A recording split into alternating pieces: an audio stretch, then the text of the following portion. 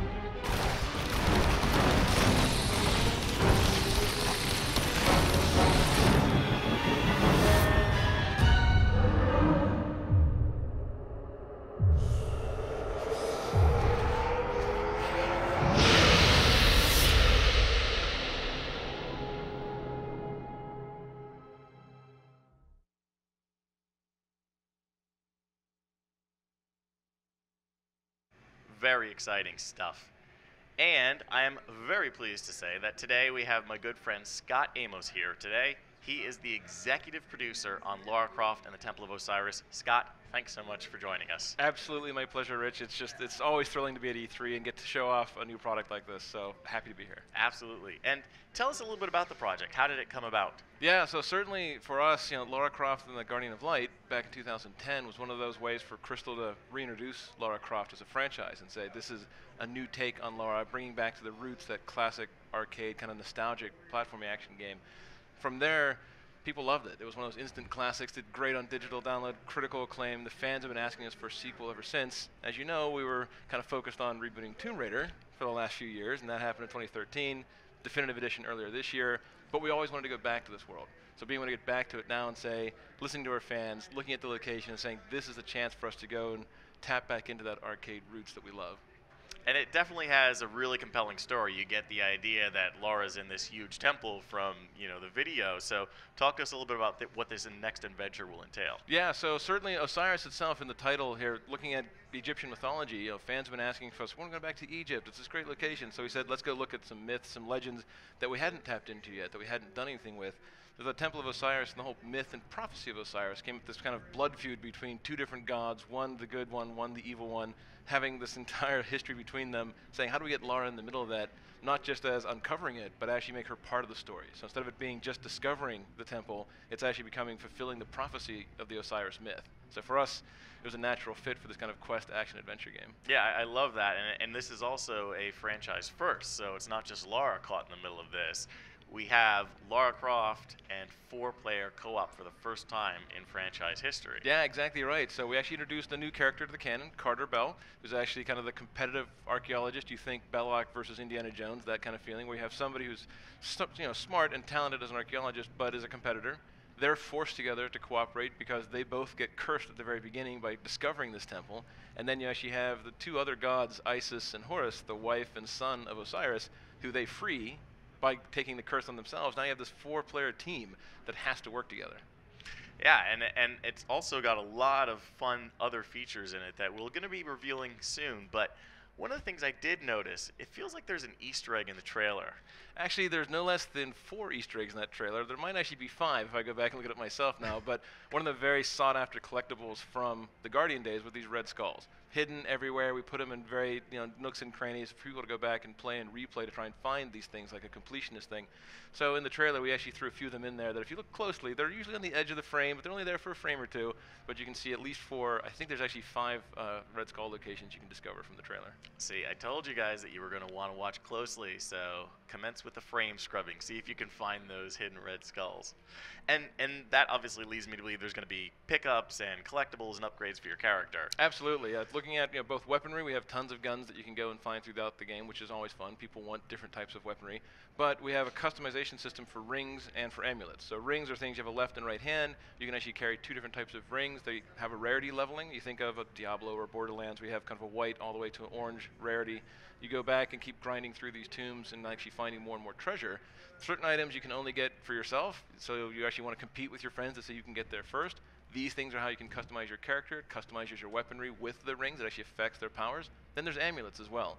Amulets, you actually power up your meter you can actually see on the display, whereas you power that up, you can actually make a team power up. So the amulets can actually affect everybody in your team, such as health regeneration or ammo regeneration. So now players playing together can customize how they want to help each other in the team. That's awesome. And I know I'm one of the lucky ones that gets to play this very regularly over at the studio, so we promise you guys will get your chance soon. But the thing I love about it is that camaraderie, that couch co-op play where friends can just drop in, drop out anytime, whether it's online or on the couch. And that to me that's that arcade action of just 4 fans getting together, 4 friends dropping in, dropping out, and having a little fun. Absolutely. Like for us, drop in, drop out was always a big deal. We also call it drop your friends because you can use your grapple to make tight ropes across spike pits or across other gaps.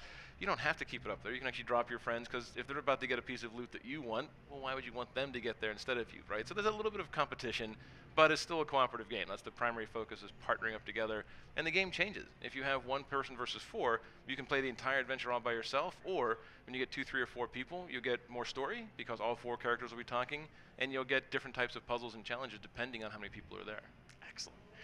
Well, we actually asked several of you on Facebook and Twitter to send in your questions, and lots of you did. So, Scott, we're going to take a few questions. Excellent. I love live questions. Yeah, see what we've got here. Okay, so from Twitter, Cody says it was mentioned that you get better loot if you have more players playing. What does that mean exactly? So it's a system looking at if you're playing by yourself, grinding through a dungeon a few times, we will know that. We can track how many times you've been there, so the game will actually give you better and better stuff the more often you play. But if you have 4 people playing, then there's a higher percentage chance of the loot being more rare the more you go through there with more people. Excellent. All right, so Cody, you got your work cut out for you. Get some friends, but really just to get the better loot. And also to play with your friends. Come on. Yeah, that too. Loot. All right, so we have Unsealed Games HD from Twitter said, I love that you decided to set the game in Egypt. Not enough games are set there. What inspired you to do that? Well, I mean, the location is a classic, right? We've had Tomb Raider games in the past set in Egypt, but certainly it was the fans. I mean, we listened to the fans, and they were the ones who came up with, hey, when are we going to go back to Egypt? When are we going to see Lara back in that world? And it's a space that, excuse me, has so many opportunities. And this kind of mythology just lends itself perfectly for this kind of hunt and adventure kind of game. Absolutely. We've got a Facebook question here from Marco Sosa. It says, does this game tie into Guardian of Light, or is it a separate story? So you'll see even at the beginning of this, even in the trailer itself, when that book opens, that's Lara's journal, looking kind of through that history, these adventures that she's been on. So the Lara Croft universe is its own universe. So while it's a sequel in the sense of building on the mechanics, building on the kind of gameplay that people loved and we got really good at building from Guardian, but saying this is another one of the adventures, another installment in that part of the franchise. So it's a sequel for sure in the sense of the kind of mechanics and 2-player evolving to 4-player, evolving from last gen to next gen, but it's also a matter of this is a world for us where it's another adventure in the Lara Croft universe. Excellent. And then Lee Harris also from Facebook says, will you be keeping true to the old soundtrack? That soundtrack is like the theme to my life. That's excellent. It's a great soundtrack. Our audio department is going wild right now hearing that. So for us, certainly, we have those guys who made that soundtrack. They're part of our team. We have all the learnings from that. going to break something that works so well, right? So we're going to use that same kind of pattern. Since we are in ancient Egypt, we will definitely have themes kind of changing there to get that freshness to the franchise, but certainly we're going to follow that same kind of pattern. All right, so that I take that as Lee. You're going to be very happy. Going back to Twitter, Lady Croft PR. Love that handle, by the way. Will there be a co-op mode or multiplayer to play in either the story or another mode? So specifically what we're talking about is the idea that you can play 1 to 4 player through the entire story. We're not talking about any other modes at this particular E3, but we are talking about the entire game can be played from 1 to 4 player through the front to back and replayed. The whole idea of having this loot and this rarity system is to go back through, look for those red skulls, find all the gear that you can get, and there's just so many challenges as well as challenge rooms off on the side, so there's tons of stuff to go and explore. Awesome. Sounds like a ton of replay value. All right, so Juan de Chile said, what made you decide to do a sequel? The fans. I mean, pure and simple, we loved the Lara Croft universe. We love having that action arcade style versus the kind of gritty reboot style. We have 2 excellent ways of looking at the same universe and being able to have different types of stories in each. But for us, the fans demanded it. So for us, we listen to you guys. So if you have other feedback, let us know. I mean, we certainly take it very seriously, and we consider all opportunities for us to go back and please our fans. The community speaks. And we listen. And then also on Twitter, iNovaX says, will we be hearing more of Keeley Hawes in future projects? I am thrilled to be able to absolutely tell you guys that Keeley Hawes is the voice of Lara Croft in the Temple of Osiris. So people have been asking, they weren't sure. We hadn't officially announced anything, but yes, Keeley is reprising her role for us, so we're thrilled to have her back as the voice of Lara Croft for the Temple of Osiris. Excellent. And then there's one here that I think, if you don't mind, I'd love to take. Sure. Alec Digby over at Facebook says, why did you decide to keep the older Underworld-style Lara for the game as opposed to the 2013 Lara?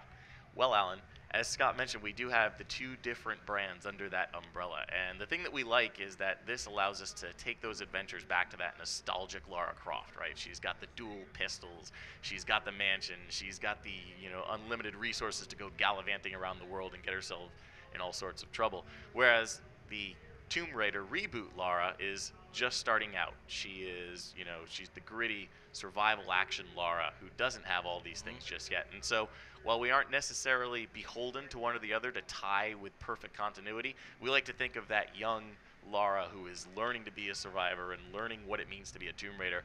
We like to think of her as seeing that future glimpse of the Lara that she's one day going to become in things like Temple of Osiris. You could say she's on the rise.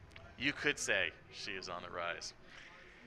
All right, then Joe Bay says, are we going to get some puzzles that really test us? I've missed them.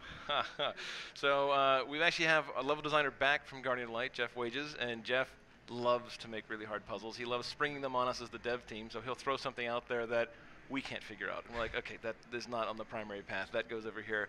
But we give Jeff his own little play spaces, these challenge tombs, where he gets to go off and go crazy and make things that I think people will be happy to bang their heads against the wall for a while to figure out that aha moment of how do you get past this particular trap or this particular puzzle. So we're excited to have a play space for those types of areas, but we also want that main story adventure to be completed by everybody. So we want to give those opportunities to get through there. There definitely are some hard puzzles in here, though. Excellent, excellent. All right, and then let's see. Looks like the last question that we've got here is, will you bring back characters from previous games to further reinforce the new Lara Croft branded games connection to the original timeline? This is from Ryan Marshall. What a good idea. That is a good idea. That's a great idea. Ryan, I'm going to write that down. Good idea. That's a great idea. We will absolutely, we love listening to our fans, so. Yeah, and continue to write in. We really appreciate everyone sending in the questions. So obviously, there's lots and lots of questions that we will get to eventually. We're not releasing all the details just yet, but it's fun to be able to share these details with you about Lara Croft and the Temple of Osiris. So Scott, I definitely appreciate you being here today. It's absolutely my pleasure, man. It's thrilling to be at E3 and be able to show off such a great new product. Excellent. And Lara Croft and the Temple of Osiris is coming to the PlayStation 4, Xbox One, and the PC. We've said coming soon. Coming soon. We're not getting a date just yet, Not yet. but we do mean soon when we say coming soon. And speaking of coming soon, make sure you don't go anywhere because you are absolutely going to want to stick around. Coming up next, Square Enix Music presents Yoko Shimomura. This is the composer of Kingdom Hearts, so you're going to want to stick around. Thanks again, everybody. We appreciate the time. Great being here. Enjoy the rest of the show.